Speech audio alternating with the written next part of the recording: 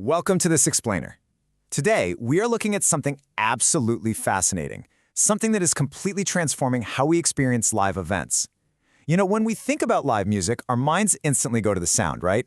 We think about the roar of the crowd, that heavy bass vibrating right through the floor, the vocals soaring through the air.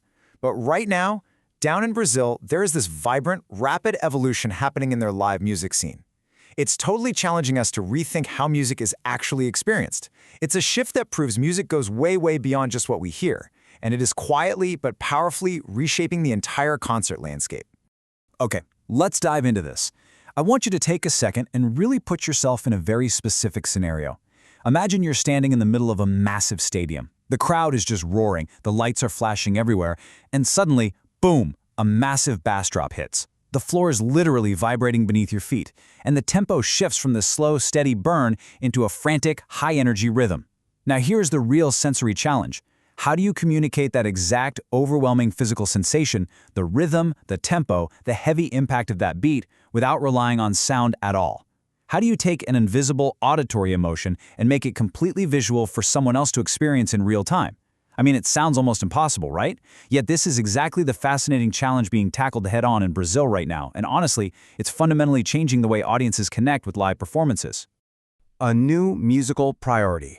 Let's set the stage and look at this vibrant, changing landscape of live concerts across the country of Brazil.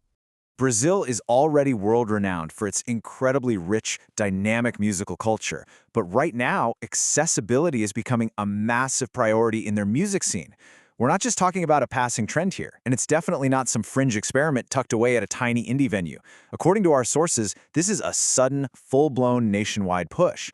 Mega festivals, massive stadium tours across the entire country, they are suddenly treating accessibility not as a legal afterthought, not just a box to check off. It's becoming a core pillar of the event planning itself. Making live music accessible for absolutely everyone is now a primary focus, and it represents a massive structural shift in how live entertainment is delivered to the public. Before we go any further, let's quickly define our core term here, Libras. What does it mean?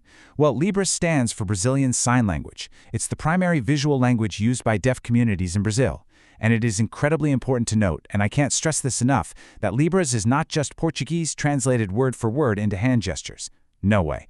It is a fully realized, incredibly rich, three-dimensional language with its own distinct grammar, its own syntax, and deeply rooted cultural nuances. And as this nationwide push for accessibility expands, this beautiful language is moving from the absolute periphery straight to the dead center of the musical experience.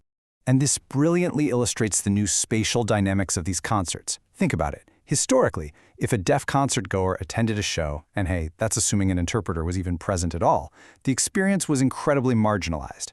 The interpreter was often sidelined.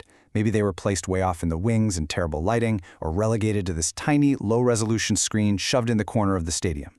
The deaf audience member basically had to choose between watching the performer or staring at the corner just to understand what was going on. But not anymore. Now they are officially part of the show. The Libras interpreter is standing right next to the performers on stage. They're sharing the exact same lighting, the exact same spotlight. Visually, it communicates such a powerful message. Both of these roles are entirely essential to delivering the performance to the audience. Section 2. Translating the live experience. Let's transition into the actual mechanics of what happens on stage and unpack the fascinating work these interpreters do. Now, what's really interesting about this slide is the sheer scope of the translation taking place. Because the work these interpreters do, it's an absolute masterclass in communication. We are looking at a triad of elements. Number 1, the lyrics. Number 2, the beats. And number 3, the emotions. It's super common for people to mistakenly assume that sign language at a concert just means translating the words the singer is saying, like they're just up there reading a transcript. But as our source highlights, that is only one small piece of a much larger puzzle. To truly convey the music, the interpreter has to embody all 3 of these distinct elements completely simultaneously. Let's break down the anatomy of this experience step by step because it's truly marvelous. Step 1 is translating lyrics. That's providing the literal meaning of the words being sung. But then we layer on step 2, translating beats. This requires conveying the rhythm, the tempo, the physical pulse of the music itself. Imagine the interpreter stomping their foot right on the downbeat to anchor a heavy bass line, or maybe their shoulders are pulsing rapidly to match the frantic speed of a hi-hat cymbal. Their entire body sways and snaps to the tempo. And finally, the magic really happens with step 3, translating emotions. You know, a song is never just words and rhythm. It is a profound feeling. If a song is angry and aggressive, the interpreter's facial expressions completely tense up. Their eyes lock in and their signs become sharper, more forceful. But if it's a soft, melancholic ballad, their movements become fluid, gentle, and their face conveys that deep, deep sorrow. They are moving far beyond just words. They are physically manifesting the entire invisible aura of the music for the audience to see and deeply feel. Section 3. Steps toward true inclusion. Let's move to and see how this builds, zooming out from the sensory details on stage to the broader macro impact of this movement.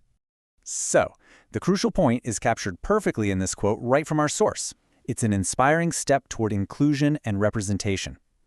By taking the Libras interpreters out of the shadows and placing them right next to the performers, the Brazilian music scene isn't just providing an accessibility service. No, they are making a profound societal statement. They are declaring that the deaf community deserves the exact same high-quality, fully immersive live music experience as everyone else. Think about what this representation means for the next generation. Imagine a young deaf music fan attending their first major festival. Instead of feeling like an afterthought, they see their language and their experience validated right there on the main stage. It's all about visibility. When you share the spotlight, you share the value. And that is exactly what makes this push for representation so deeply inspiring. Which brings us to our final thought. Seeing how Brazil is completely redefining accessibility by translating lyrics, beats, and emotions right on center stage. What other live experiences should follow Brazil's lead? If we can successfully translate the complex, invisible energy of a live music concert, where else could we apply this level of deep inclusion and representation? Take a moment to really think about how this model could spread far beyond just the music scene. How might we reshape other events, from live theater to massive sporting events? How do we ensure absolutely everyone gets to fully experience the show? Thanks so much for joining me on this explainer. Keep asking questions, and I'll catch you on the next one.